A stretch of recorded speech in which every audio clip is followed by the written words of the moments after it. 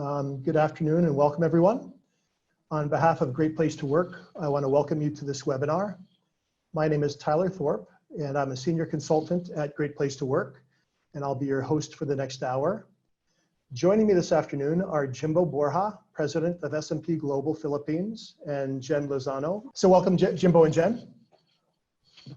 The goal of our webinars is both to share timely insights into great workplace cultures, as well as create a network of Philippines-based organizations and leaders who share a goal of creating and celebrating great places to work. Today's webinar focuses on strengthening connection in the virtual workplace. During an earlier webinar that we had done, where we focused on employee engagement, one of our speakers had a quote that highlighted the many connections as the workplace entered our homes, both real and virtual. And I quote, "The emotions, hopes, frustrations, and anxiety provoked by the uncertainty and changing landscape can't be ignored or compartmentalized during the workday. From tears with coffee to throwing in a load of laundry and juggling childcare before hopping on to the next Zoom call, life is all interconnected and shared in new and more integrated ways." So I very much look forward to hearing more from Jimbo and Jen about their experience at S&P Global. And welcome, and I'm glad we were able to connect this afternoon. A couple of logistics for our session. If you would please make sure to mute your microphones. We'll be using the Zoom chat function to share any comments and questions during the sessions. And my colleague Cyrus Tapia will be monitoring the chat during the session. The chat sends a default message to everyone on the webinar, but you can also send Cyrus a private message if you prefer. I ask that you keep your chat questions focused on our topic for today. Jimbo will not be giving any financial or ratings advice. So here you can see the session agenda. After a brief introduction to Great Place to Work, Jimbo and Jen will share about S&P Philippines and their efforts to bring the S&P workplace culture virtual in response to COVID-19. I'll be asking Jimbo and Jen a few questions about their efforts to build trust, empathy, and authenticity in the virtual workplace. And we will be sure to have time at the end for audience questions and comments.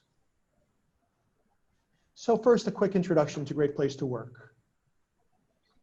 Our mission is to build a better world by helping organizations become great places to work for all. We are experts in building great workplaces, leveraging over 30 years of research and experience in workplace culture. Great Place to Work has offices in 60 countries around the world, with the Philippines office our most recent addition. We are dedicated to helping leaders successfully navigate issues of trust and performance within their workplace cultures. Through this process, we've identified an unparalleled list of best workplaces around the world in the APAC region, now in the Philippines. Our Great Place to Work model is based on our organization culture research and defines a great place or a great workplace as one in which employees trust the people they work for, have pride in what they do, and enjoy the people they work with. So the focus is on three key relationships: with management, your colleagues, and your job. We measure these three relationships using our Trust Index survey, utilizing the 5 dimensions, which you can see in the graphic in the middle. At the top, you see dimensions of credibility, fairness, and respect. These focus on an employee's relationship with management. On the lower left is the dimension of camaraderie, which focuses on the relationship with colleagues. On the lower right is a dimension of pride that focuses on your relationship with your job, the work you do, the team you work with, and the organization you're a part of. Each of these dimensions are key components of great workplaces, and together enable building a foundation of trust. So now it's with pride and appreciation that we welcome Jimbo Borja, President of S&P Global Philippines, and Jen Lozano, a people partner at S&P. In February, S&P Global Philippines was certified as a great place to work, and we congratulate them on their success. So now let me turn it over to Jimbo and Jen to tell us about S&P Global Philippines and their efforts to bring their workplace culture virtual in response to COVID-19. Jimbo? All right, Tyler, just wanted to check, am I audible? Yes. Okay, perfect. So good day to all of the participants joining the session. I hope you and your loved ones are safe and healthy despite the pandemic. As Tyler mentioned, my name is Jimbo Borja and I oversee the operations of S&P Global in Manila. It is truly a pleasure to be here. We are very honored to be invited to speak about this very relevant topic of trust, empathy, authenticity, and how to strengthen the connection between our team members in the virtual workplace. So before I forget, thank you again, Tyler, and the whole GPTW team for inviting us. So just a quick overview of who we are. S&P Global has 25,000 employees across the globe. We have 4 divisions that make up S&P Global. These are ratings, market intelligence, Platts, and Dow Jones indices. In Manila, particularly, we are 900 strong across 3 offices. Our core business is providing intelligence that is essential for companies, governments, and individuals to make decisions with conviction. At this point, kindly focus your attention on the screen for a short video on the largest group we have in Manila, which is the Market Intelligence Division. This will give you an overview of who we are and the markets we serve. So Tyler, if you could kindly play the video. What has the power to move the global economy? It's you, the decision maker. Every day, the choices you make, small or great, have an impact.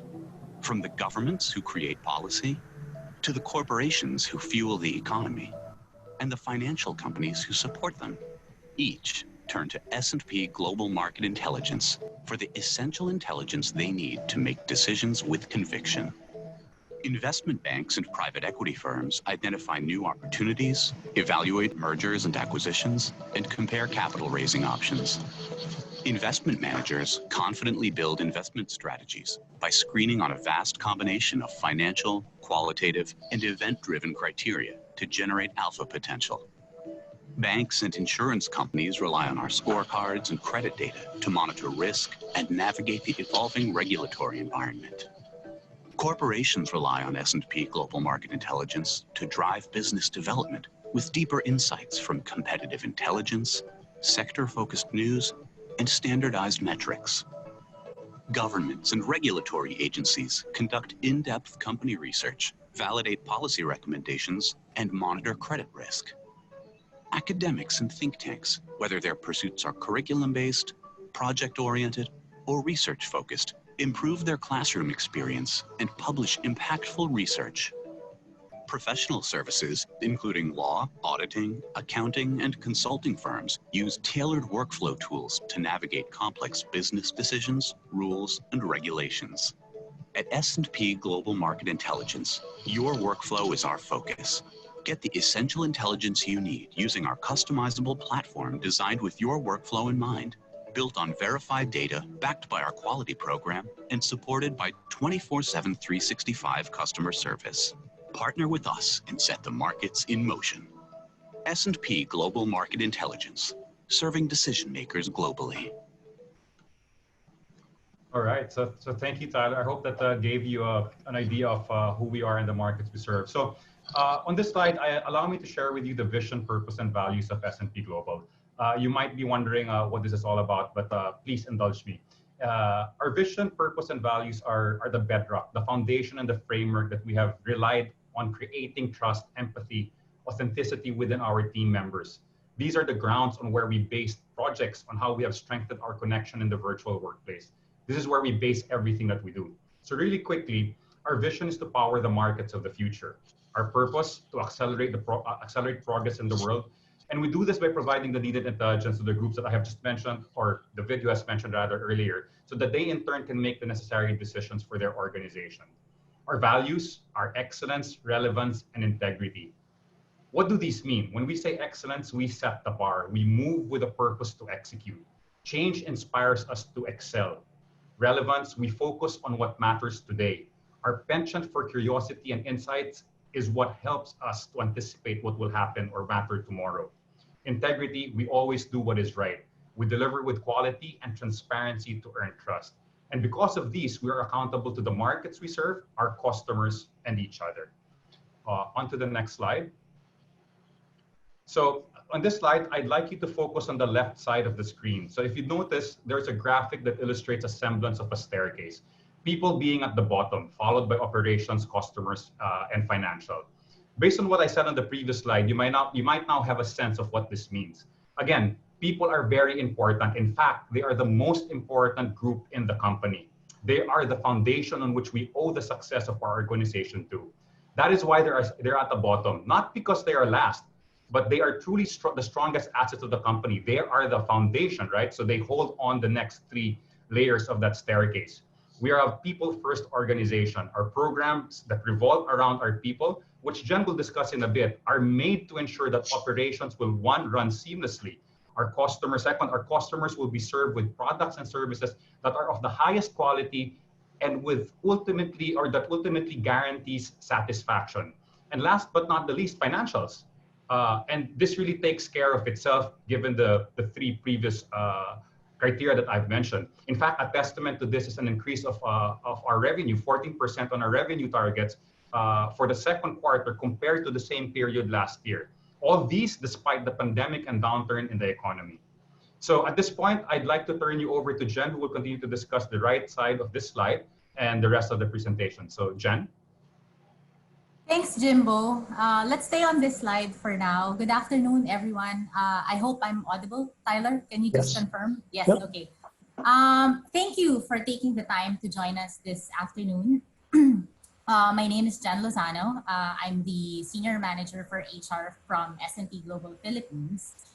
As Jimbo had alluded to, the way we work and how we are shifting translates to how we accelerate progress in the world. And that is what our refined values are all about.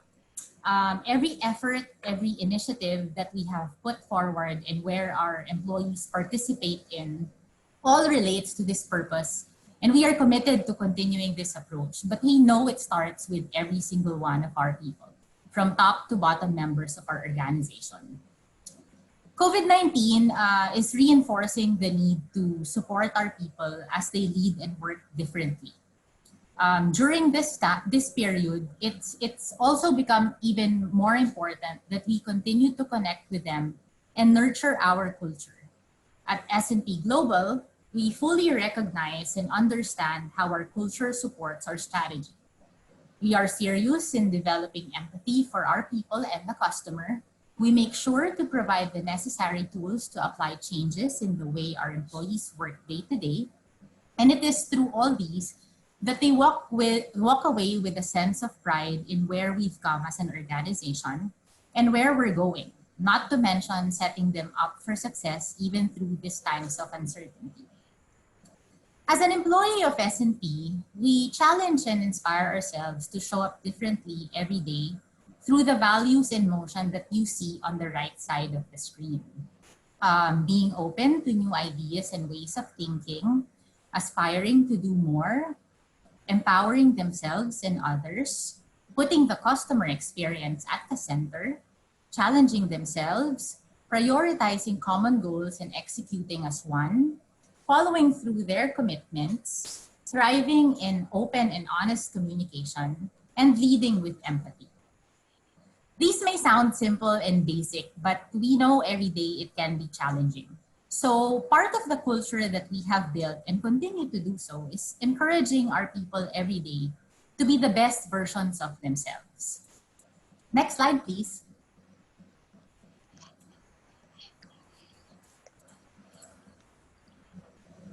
At the heart of what we do, as you would have seen in our enterprise's strategic focus, is our people. Through our Putting Our People First campaign, we have made significant changes on how we execute our operations across the company. To name a few, in terms of career growth, employees can apply for another role regardless of tenure in their current position, and they can be promoted 2 or more job levels for as long as they qualify for any particular role. Most recently, we've also launched our Global Career Coaches program, where employees can confidentially speak to a designated career coach at any time they choose. In terms of performance and rewards, salary adjustments may be given for people who move even laterally for development purposes. And promotions do happen throughout the year at any time and not just during the performance reviews. This is because we recognize that every career opportunity is unique per individual. Under Learning and Growth, we have a platform for both company and non-company sponsored education and professional membership. Aside from other generous time-off plans for various types, we've also added specific leave types to accommodate time-off days for learning. Our employees' lifestyle, well-being, family care and support is very important, and that this is very evident through several of our benefits and programs like 100% well-being reimbursement, time off plans that are not only very generous, but oftentimes better than market practice. It even stretches out to our employees' immediate and extended dependents. Examples of which include our vacation and sick leaves, parental leave, adoption leave, care leaves, well-being and birthday leaves, compassionate leaves, sabbatical, and give back days, which is a time of plan particular for volunteer work involving CSR activities, to name a few. We also offer an employee assistance program that provides a confidential platform for financial, legal, or mental health consultations that's available 24/7 for both employees and their family members. We try to exercise a culture where both our leaders and people have lifestyle flexibility in both ways. For work-life balance, working hours are explored between the manager and the employee, who establishes their own flexible work arrangement that suit both the business and the personal needs of our people. Specifically during the COVID-19 situation, where 100% of our workforce are working remotely, we have taken extra steps to involve them with decisions we've made through pulse surveys, not only to understand how we can better support their needs as they transition to a new normal and as we consider our return to office plans, but also because we recognize that in times of ambiguity and uncertainty, a little transparency goes a long way. Caring for our people is just extremely so important. And here are some of the ways in which we have exhibited this. For one, we have provided unlimited masks, alcohol, sanitizers as early as December to all our employees in the office and have even reimbursed for car services where possible to minimize exposure. We've strengthened our communication channels through various initiatives like a designated COVID microsite that provides real-time updates and resource materials, regular town halls, virtual meetups, online coffee breaks, and a manager support network. We've deployed computer machines to everyone's homes at the start of the ECQ, and we continue to mobilize computer resources even for new hires to this day. We provided company-paid Wi-Fi dongles to everyone. We also provided utilities and internet allowances to all our employees as assistance with their electricity and internet bills from home.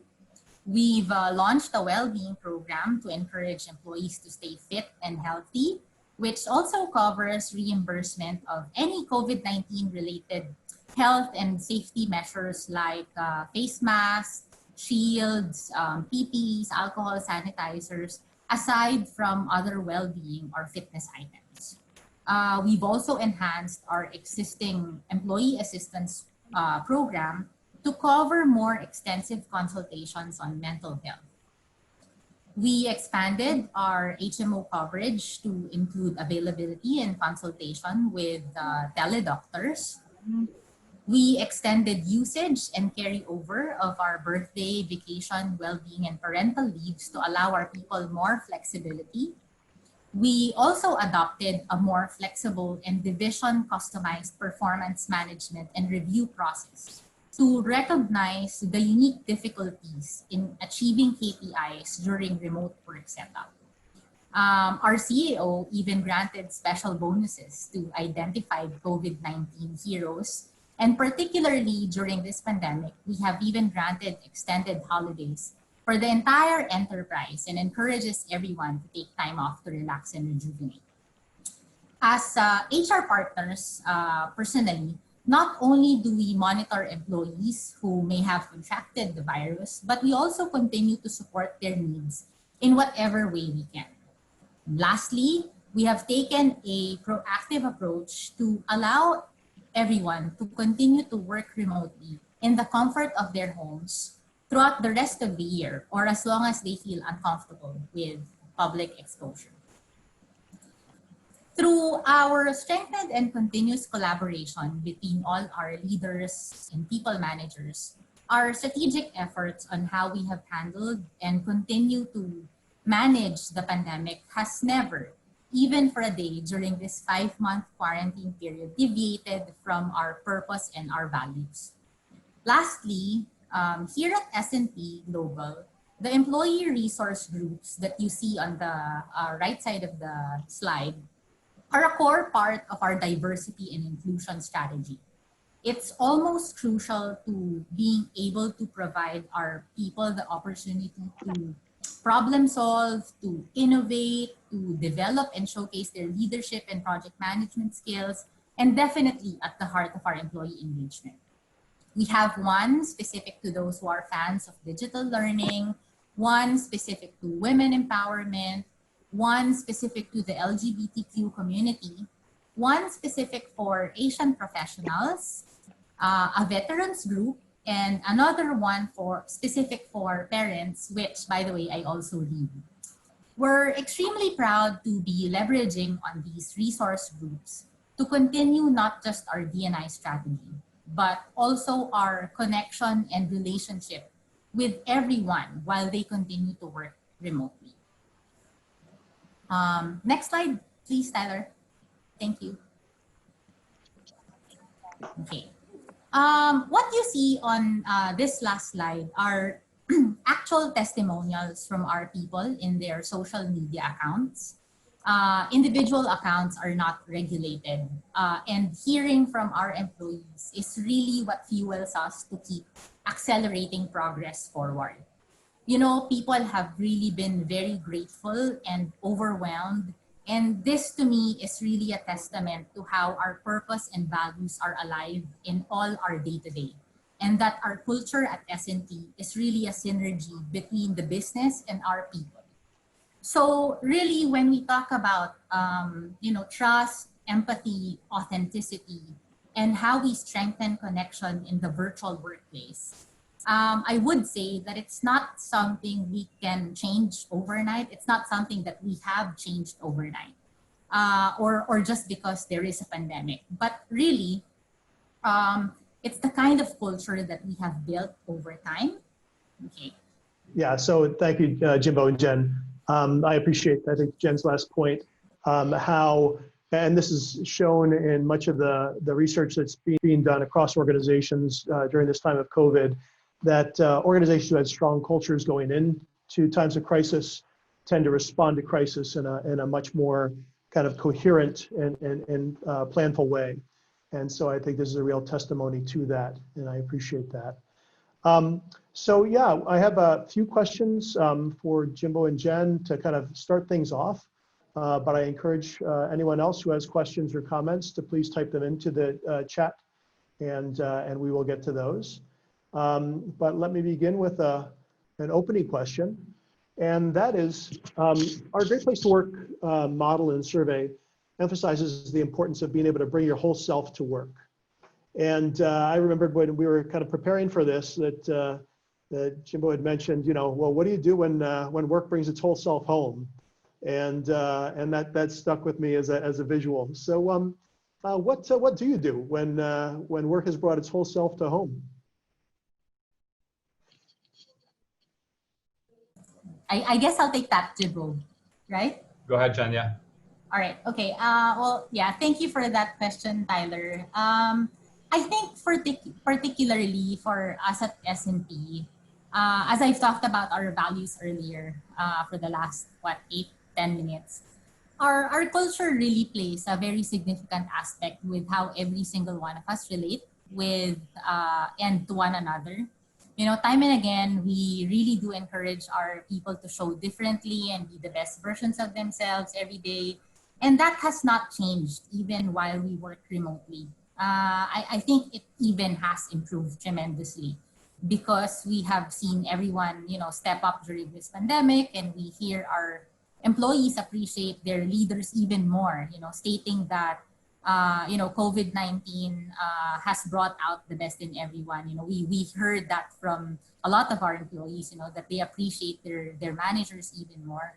I think we recognize the disruptions working from home has brought into the families of our people. You know, for instance, we allow our employees to exercise flexibility with their schedule, making sure to account for time with family. You know, whether they're homeschooling, whether they're caring for a sick family member, or whether they just need time to prepare or eat meals at home, or even to spare time to work out, exercise, or just do some stretches while they're stuck in meetings, right? You know, we respect that this may be difficult to manage for some, I guess, depending on the nature of your business. But really, I think for us, you know, the setup that we have and the relationship that we have with our people won't be possible if the kind of culture that we have inculcated in our organization doesn't accommodate such. And this is, you know, something again that you can't do overnight. So I think when we talk about, you know, how does that apply when work has brought its whole self to home, you know, no one would have figured out, I guess, that, you know, we would be working remotely in our homes for what, five months now. And you know, everyone, I mean, every single one of our employees have families, you know, who they live with, and so we just have to be, I guess, extra careful and cautious and sensitive with those situations with our employees. Yeah, and I'll piggyback a little bit to what Janice mentioned. Simply put, you know, leading through or bringing yourself or the whole self to home is really understanding and leading with empathy, right? So I might be speaking right here, right now, and my dog downstairs might bark, and I know I'm speaking in front of 60, 65 people, right? You know, previously, before the pandemic, I would be cringing already and be embarrassed because, you know, the dog downstairs is shouting, or if my son starts to barge in and shows himself, I'd say, hey, dad's in a meeting, right? Because you know, you're trying to put that setup of the office to the home. But like what Tyler has mentioned, wait, I share my home with my wife, my son, my dog, and the whole household. So technically, I invaded the home, right? I brought work to home. So we as leaders should empathize on that scenario. So if, let's say, for example, in the middle of a call, you know, someone says in a meeting that, hey, Jimbo, I need to go down because my food delivery just arrived and it's an hour late, right? You can't say that, no, stay here. I need to talk to you. Well, guess what? The pandemic, the new normal is such. So all I'm saying is, if you allow bringing oneself to home, you should be able to empathize with these certain nuances and live with it, and actually don't put the blame on that person. In fact, to say, okay, go ahead, take your time. Maybe we can schedule another meeting when it's more comfortable for you, right? Like Janice mentioned, that's why I think people are more tired working from home, because you're not just focused at work alone. You're focused with the whole household and everything that's happening around it, right? And I think the sooner we accept that and the sooner we adjust to it on both sides, both ends of the party, the better the trust, the working environment, and the authenticity that you were talking about just kind of just falls through, right? I mean, it falls into place, so to speak. So there, Tyler. Yeah, no, it makes me think it's kind of the humanization of the workforce rather than rather than just the professionalization of the workforce. Well, we have a question that just came in from someone, and it says, right now, most, if not all, companies are struggling to keep the business afloat. While we want employees to be mindful of this, how do we communicate this to them and create a culture that balances the need to keep the business afloat and at the same time still be able to motivate and make people feel sincerely valued? And they are not just another cost in the business, but still a valued asset even amidst these trying times. So for companies that may have more challenging financial circumstances, how do you kind of balance that, keep the company afloat and have them employees feel valued? Right. I'll try to take a stab on that, and then John may follow up. No? We understand that resources of different organizations are unique, right? We can't say that everyone is going to be on the same boat. But what I just mentioned, or what we just mentioned a while ago, I believe transcends, you know, the company resources when it comes to financial viability or anything like that. I think what we're trying to say here is the mindset. The example, Tyler, I mentioned a while ago of people barging in, your son coming in, the rooster crowing or whatever that is, or the food delivery coming in, that doesn't have any cost. That's purely empathizing and understanding, right? Now, the other functions that we have mentioned a while ago, or project that Jen has mentioned, I mean, we're fortunate enough that the business is kind of resilient to the pandemic, right? And we continue to do that. But what we've noticed is the moment you take care of your people, you mentor them properly, you set the right things in place, the mindset is there, they really just give back. I mean, embarrassing as it may sound, and I know we have a few colleagues on this call. I kid around and joke all the time because our performance in the past 5 months has been at its highest. Can you believe that? That's been at its highest, right? And the running joke I tell them is like, I think all working from home suits everyone, right? We should have started this a long time ago then. But kidding aside, what we've seen is when we take care of our people, it doesn't necessarily have to be financial all the time, right? Putting the right resources to mentor them, asking them for career aspirations, motivating factors. Most of the time, we're so stuck with the professionalism of work, but we don't understand their personal needs. Once we get to understand their personal needs and gain the trust, you'll be amazed on how quickly the team members in your organization turn around, and the authenticity and the compassion that works both ways is just tremendous. So I understand that these resources are not the same. We recognize that fact. But like I mentioned, it doesn't always have to be financial. This leading with empathy, trust, authenticity, and all of that, it's a mindset, it's a culture. So if that is the bedrock and the foundation of what you guys do, then everything that you do is going to be based on that, whether financial or not. And Jimbo, to jump in on that, one of our survey statements asks people whether they feel like management cares about them as a person. So not just an employee or not just a number, and it's really looking for ways to kind of build that connection, appreciating that people are in very different situations during this time, different home situations, different family situations, different life situations. And so is there that demonstration of care, both for the employee population as a whole, but also at that more kind of individual level? Yeah. Jen, anything to add? I mean, you know, I think from an HR perspective, and maybe, you know, the person who had raised this concern is, you know, coming from HR as well. In my experience, you know, letting go of people is never an easy task. It's probably one of the hardest, you know, HR practitioners go through. But what I've learned through the years is really that I think especially in this day and age, people are more resilient. They're more understanding, and I think for as long as, you know, the company is able to I guess communicate with authenticity, you know, with empathy, I think people will understand. And for as long as there's transparency in how you communicate, you know, whatever financial decisions the company makes, I don't see any reason why people will have a hard time accepting those decisions. That's for me particularly, because I mean, you know, the pandemic has really brought out, I guess, the worst, or in many companies, you know, and we see that every day in the news. It's not a secret, and it's not something that, you know, people will be surprised of. And so I think, you know, for as long as we're able to communicate those changes in advance, making sure that that you guys are providing assistance in whatever way you can to these employees, I think people will be more, you'll find that people would understand those types of decisions that your organizations need to make. Thank you. Yeah, it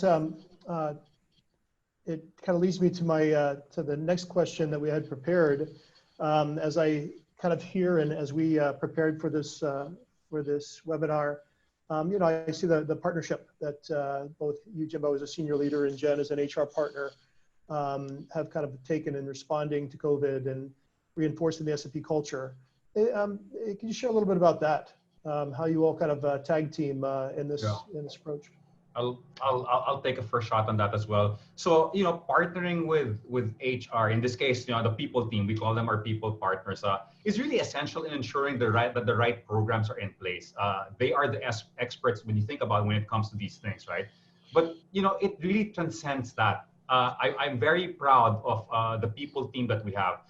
The relationship that they have with our employees is what we bank on, right? When getting a pulse on the ground. When you think about HR as a group, normally they, do the talent, the rewards, and the statutory requirements, etc., and all of those things. Our HR team, our people team, they work differently. In fact, Jen and Miles, who is one of the other people partners, they actually have meetings with all employees from different departments on a monthly basis. They know more about, what their struggles, their successes, and all of the things that are happening on the ground. And they review that, and they kind of report back to, the managers, to myself, etc., and all of that. So without them, right, we can't move in towards a direction that, Jen has mentioned a while ago. So can you just imagine if, I had to do all of these, or all of the other people from operations will do that? It doesn't work that way. So we have our own roles and responsibilities, but as soon as we work together, those needs are actually met. One last point that I wanted to mention, that this is how close it really is. In all of our global town halls, our CEO, Doug Peterson, always appears in these town halls to address the whole company, all 25,000 of us. And right beside him is our Chief People Officer, Dimitra Manis. And that shows how close that partnership really is, right? So people partners are defined as such because they are truly partners, right? They're not the principal's office, they're not the guidance counselor, right? They're not the 201 file custodians and all of that. They really are our partners, and they help us, bring out the best in our people. So yeah, anything to add, Jen? And I'm very, very thankful to Jen and also Miles and the rest of the people team for always exuding and bringing that commitment and passion to the workplace every single day. Jen, Thanks, Jimbo. Before you jump in there, Jen, I'm curious also, what was different, if anything, about how your partnership worked kind of with the COVID crisis, which is, I think, a scale that, for all of us is just a whole nother level of challenge. It did, right? Sorry, go ahead, Jen. Go ahead.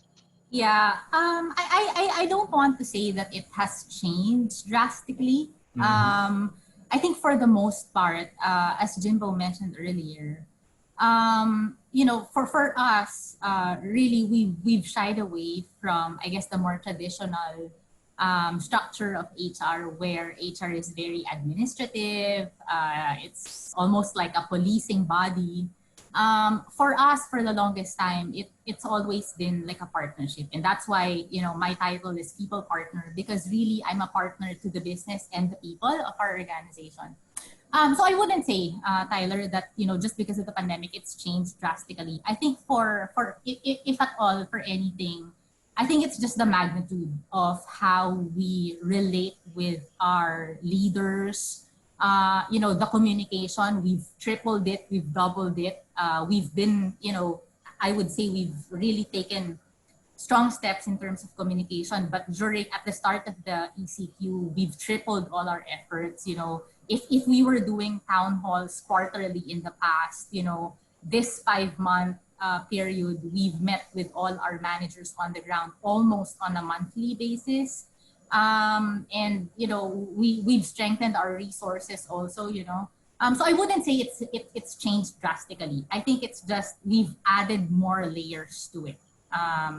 But to say that the core of how we relate with our leaders, with the business has changed, I don't think so. Yeah, Jen beat me to it. So just not to leave everyone hanging, because I said it did. Well, that's exactly what I meant. It did, because the magnitude actually increased, right? But like what Janice mentioned, and even in the whole presentation, whatever we are doing now does not change, because again, the baseline and the bedrock of that foundation are our purpose, our vision, and our values. So everything that comes after that is brought about by that. So if that culture is already in place, then everything that happens based on that is dictated from it. Thus, it's not. I'm not saying that it's not hard, but it's not. You're not. Authentic. I mean, it's not coming from scratch. You're not starting from ground zero because there is a foundation already that you have laid for that. And I think that's what all authenticity is all about, Exactly. Jimbo. Like when we go back to, the topic of this webinar, trust, empathy, and authenticity. When you, whatever it is that you do for the organization, I don't think people will look to it as an authentic initiative if it's something that you just do, because there's a pandemic. I think it has to be inculcated in your culture, and that requires time to build. Agree. Wonderful. That kind of tees up the next. We don't have any additional questions yet in the chat box, but again, feel free to add your questions. Our next question was in talking about the key to a great workplace being trust, and you mentioned a bit about some of the connections. But what are your people leaders doing to build and maintain trust virtually with their teams? Right. Jen actually mentioned this a while ago, Tyler. It's really constant communication, right? Constant check-ins and genuine concern and compassion for team members are a must. You see, these days it's easy to fall into the trap of checking in with your team members and just talking all about work. Because when we're working from home, once we turn on our laptops and we go on video calls, etc., the mindset is, oh, this is all about work. Right? This is all about work. And we fall into the trap. And again, authenticity, we talk about that. So and someone mentioned it a while ago, it's hard times, right? So the pressure to quote unquote survive in this pandemic is very high. So we're always thinking how to do things better with the work that we do, right? We easily forget that our team members may also have their own personal struggles of their own, right? I mean, Janice mentioned that a while ago. I won't delve into it, but we need to understand that as well.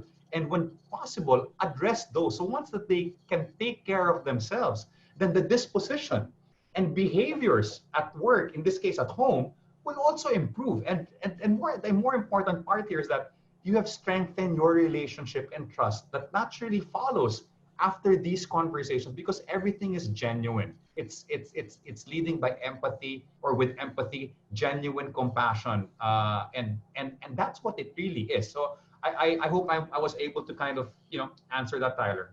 Yeah, thank you. Yeah, it really I think to what I've heard for you is there's kind of from you there's flexibility, there's connection on the individual level, not just the work level. I've been doing some research on practices, good workplace practices. And one of the things that was noted is that if we don't give space for that kind of personal connection, that it can be really hard to to keep the work intensity going. You need to give that space. You really need to provide that. Wonderful. Our final question. What are you thinking about as you think about workplace culture in the months ahead? And is there any advice that you have for other organization leaders who have joined us today as they look forward? So we're not sure how long we're going to be in this current state, which brings certainly some unsurety and insecurity for some. But what's on your mind? So Jen, I'll take this. Okay. Okay. So this is really talking about the future of work, right? So we have to think about our employees, the situation and all. So we are now in a time of great uncertainty. The pandemic has changed our way of life, really. This is the new normal. So we will need to adjust to this, and so will our employees. It's not just us, it's not the company, it's all of us, right? So we have to understand their needs. Let's understand their needs, our needs, the needs of the customer. And once we have a good handle on those, let's formulate programs and enforce the culture that we as an organization stand for, right? I think that's very, very important. In our case, it's accelerating progress in the world backed up by the values of excellence, relevance, and integrity. Staying true to these and ensuring all actions that stem from them will ensure not only a workplace of culture of trust, but at the end of the day, a very, very high performing organization as well. And that to me is exactly what we are going to do to prepare ourselves for the future. And like I said, Tyler, I just want to make mention that this is not by happenstance, right? COVID-19 is a COVID-19 happened. Something could have happened aside from COVID-19. The responses may have changed, right? But what will not change are the purpose of our company and the values that back it, that will dictate the actions that we will need to prepare for the future. So with that, I'd like to close my statement on that. Thank you. We have one question from the audience. What are activities that you do to encourage employees to look forward to work, especially as it is virtual? Jan, you want to take that? There's a lot, actually. I think I spoke about this briefly earlier in one of the slides that I had. We have a very robust employee resource group. So these are sort of like clubs, if you may, that's really targeted to the interest of our employees. So like I said, we have one for parents, we have one for Asian professionals, we have one for the LGBTQ, etc.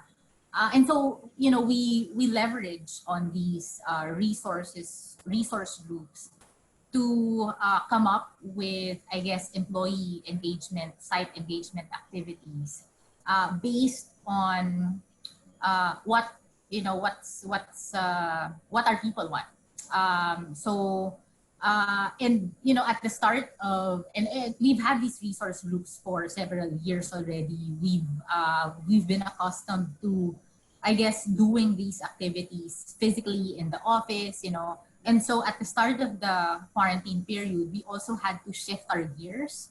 We had to pause and really think about, okay, how are we going to continue to leverage on these ERGs to continue our engagement in the virtual setup? You'd be proud of how these ERGs have really, I guess, transformed our initiatives. For instance, we have a Parents Net Connections program where, for several years, we would meet on a monthly basis with employee parents in the office. We talk about parenting stuff, really. We would share ideas and struggles, but we never anticipated that we would have to convert that connections program virtually, but we have. So I think it's really just, you listen to your people, ask them for ideas, because even though, for example, for S&P Global, we're a strong company, and even though we are experienced in HR, in site operations for Jimbo particularly, there is no single organization, site leader, HR partner in this time of age who has experienced this type of setup that we have right now. So regardless if you've been in HR 20 years, if you've been a director 50 years, this is unique for everyone, right? And so I don't think that there's any single organization who can say that, hey, I'm an expert in COVID or in, working virtually. So at least for us, what we've really done is we listen to our people. We ask them questions, and from their responses, we sort of re-strategize our ways of doing things. Because I think it's important to involve them with, decisions on, how we move forward. Yeah. I hope that answers the question. Yeah. Jimbo? Yeah, and then on my part, what makes it exciting? You'll be amazed that the people in our teams. I mean, they're very understanding also. In fact, we owe a lot to them, right? So I might be digressing from the topic at hand, but I think it is a must for every leader to explain the whys behind on what we do, right? Explaining the whys, explaining why we have to come to work, why we have to pursue excellence in everything that we do, why integrity is so important and all of that. as I said, I sound like a broken machine, but when you come back to that makes you excited to go to work. I was asked that one time, and he said, I tell this to everyone, and people who have known me said that the moment I find myself dragging my feet to work is the day that I quit my job. And when the going gets tough, I always look back at the purpose, values, and objectives of the company, and then it makes me realize why I am still here. That keeps me excited. That's why I'm very frank in the new hires orientation, which I meet all the time. Said, if this isn't you, please take a hard look at this again. And if not, this might not be the company for you. But if you believe in this, this is exactly where you want to be, because we are going to do exactly that. And you can see from how I speak that how passionate I am there, because that's exactly what I believe in. That's what we believe in. We are data geeks, right? We love our data, we love information, and we're going to do that to the best of our ability so that we can power the markets of the future. So give that why to them and make them understand it, and you will be surprised that they will show up to work always in their best versions or trying to improve themselves to be the best they can be every single day. Well, Jimbo, with that inspirational comment and looking at our time, I think I'm going to close us out there for the questions. And what I heard there is it's both explaining the why, but it's also the reinforcement, and that reinforcement just provides that ongoing messaging and ability to reflect. So thank you. So I do want to thank Jimbo and Jen, and congratulations again to S&P on your certification as a great place to work in the Philippines. The insights that I think you've shared today and the energy you've shared really reinforce a lot of why that is. In closing, I want to invite any of you who have joined today to please feel free to contact us at Great Place to Work if you're interested in learning more about our survey, certification, and consulting services. Cyrus just put a couple of links in the chat box if you would like to connect with any of these services. And I also want to invite you to, we'll be doing or participating in a webinar that is coordinated through PathW, and it's a regional roundtable. The topic is going to be reimagining healthy workplaces in Asia, with a particular focus on mental health. And Cyrus, how can folks get information about if they wanted to register and participate in this session? Do you know? We will share with you the registration link for this webinar by next week, as we are still connecting with PathW regarding the registration page. Terrific. Yeah. Thank you. Mm-hmm. All right. Well, on behalf of Great Place to Work, that completes our session, and I want to thank you all for joining us. Jimbo or Jen, any last comments or? No, Tyler. I think we've covered a very extensive topic this afternoon, and I really just want to thank everyone who attended and who listened to our journey to being a great place to work. Has really, I guess, taught us a different way of looking at things and relating to our people, and we couldn't have done that without your help and everyone from the Great Place to Work Institute. So thank you. Thank you. I echo the same sentiments of Jen, and I wish everyone on this call to keep safe always and remain healthy, and wishing you all a pleasant afternoon. So thank you, Tyler and the team. Thank you. And with that, I will say thank you all for joining us, and magandang hapon. Have a good afternoon, everyone. Bye. Thank you.